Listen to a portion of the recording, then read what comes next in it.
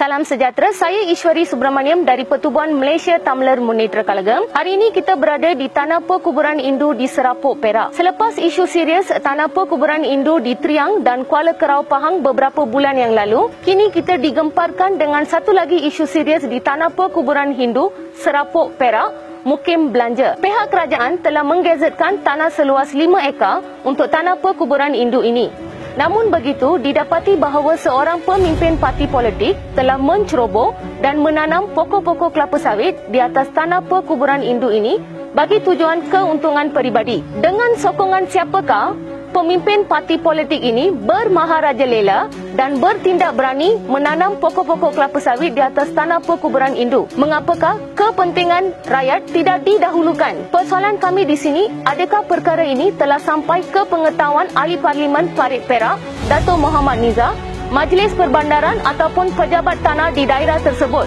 Dan apakah jalan penyelesaian bagi isu ini? Kami dari Malaysia Tamler Munitra Kalagang dengan rendah diri menyeru agar Yang Amat Berhormat Menteri Besar Perak, Datuk Sarani Muhammad, mengambil tindakan tegas ke atas pemimpin parti politik yang terlibat dan menyaran pemimpin tersebut untuk menebang pokok-pokok kelapa sawit yang ditanam di atas tanah perkuburan Indu Serapuk, Perak dengan segera bagi memberi laluan kepada masyarakat di kawasan ini untuk menjalankan upacara pengebumian tanpa sebarang alangan. Sekian, terima kasih. வணக்கம். நான் ராஜா அந்த ஸ்டேட்ல பிறந்து வளர்ந்து இங்கேயே இருக்கிறேன். 64 வயசு ஆச்சு எனக்கு. இது வந்து இந்த இடத்துல வந்து இந்த சுடுகாடை வந்து ஒரு இதாக பராமரிப்பு இல்லாமல் இருக்கு.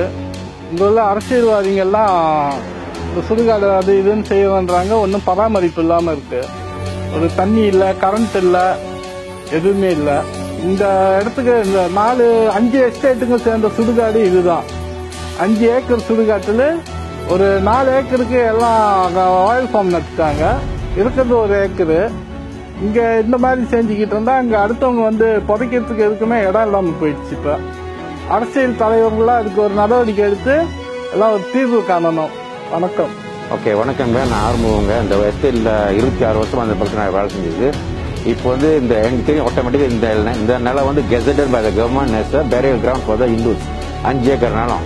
இப்ப பாக்குற நிலைமையை பார்த்தா 3/4 ஏக்கர் தான் நட்டுருக்காங்க. இந்த பேரியல் ஏரியாவா இருக்குது.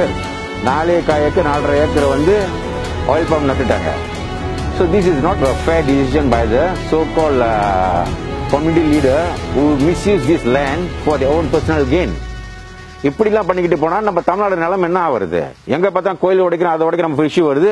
இப்ப கிரேவ்யார்ட் லேண்ட்ல இந்த மாதிரி என்கரேஜ்மெண்ட் நடக்குது. இப்ப அப்ப nobody taking a part in the role and one fine day இந்த ஒரு 1 ஏக்கர் 1/2 ஏக்கர் வந்து கெசட் பண்ண மாதிரி வச்சுட்டு பின்னால பாக்கார பண்ணிட்டு சொந்த நிலம் மாக்கிறது எவ்வளவு நாளும் பிடிக்கும்?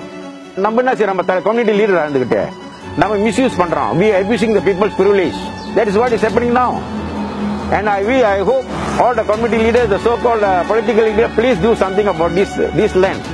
This 5 acres of land, please get us back nicely. Gazetted land, please get back the land to us.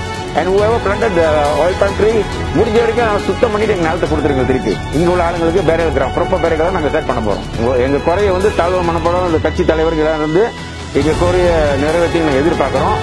அதே நேரத்தில் நாங்க ஒரு 14 days நாங்க டைம் ஃப்ரேம் தரோம். இதுக்குள்ள நீங்க ஒரு தீர்வு எடுத்து முடிவு பண்ணுங்க. இல்ல நாங்க லீகல் மீன்ஸ் தான் எடுத்துட்டு வாய்ப்பு இருக்குது. I am very sorry to say we will go through legal means to get it done. Thank you.